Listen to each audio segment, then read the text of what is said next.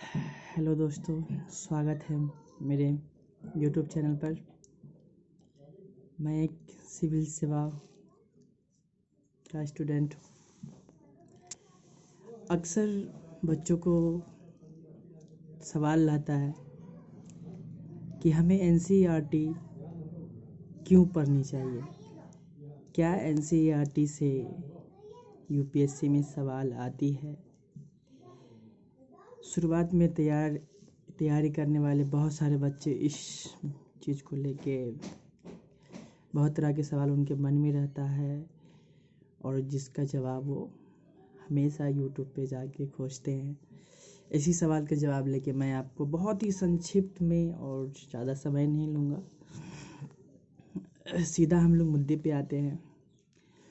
तो एक बात है कि जैसे हम लोग मैथ बनाते हैं तो बेसिक मैथ बनाने के लिए हम लोग को सबसे पहले जोड़ घटाव गुणा भाग इस तरह की कुछ सिखाई जाती है, ताकि हम बेसिक को सीख के आगे हम लोग मैथ को धीरे धीरे सीखते हैं, क्योंकि वो बेसिक चीज़ है। ठीक है, उसी प्रकार एनसीईआरटी जो है यूपीएससी के लिए बहुत मायने रखती है। कभी कभी तो यह भी देखा गया है कि एनसीईआरटी चीज़ आप पढ़ते हैं तो एनसीईआरटी आपको यूपीएससी की बेसिक फंडामेंटल चीज़ को क्लियर करती है। आपको एनसीईआरटी पढ़ना बहुत ही ज़रूरी है।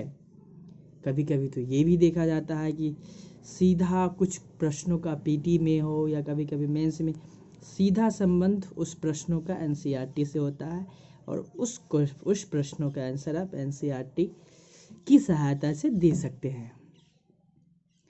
एनसीईआरटी आपके बेसिक कंसेप्ट को क्लियर करता है, आपकी सोच को विकसित करता है। आगे चल के आप जो यूपीएससी की सिलेबस में जैसे ही आप एंट्री करेंगे वहाँ पे जो भी कुछ पढ़ेंगे तो उसकी समझ को एनसीईआरटी हेल्प करता है। वहाँ जो भी कुछ आपको पढ़ाया जाएगा ताकि आप वहाँ समझ सके उस चीज़ को, इसलिए कहा जाता है कि हम लोगों को एनसीईआरटी पढ़नी चाहिए। तो हम यह कह सकते हैं कि एनसीईआरटी बहुत ही ज़रूरी है यूपीएससी के लिए, क्योंकि इससे कभी कभी सवाल भी आते हैं, इस पे आधारित सवाल आते हैं। ये हमारी मानसिकता को विकसित करने में भी मदद करती है और एनसीईआरटी बेसिक चीज़ को भी क्लियर करती है ताकि यूपीएससी के टॉपिक को हमें समझने में मदद मिले।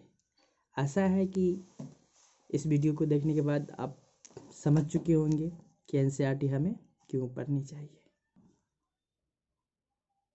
चलिए ठीक है, थैंक यू।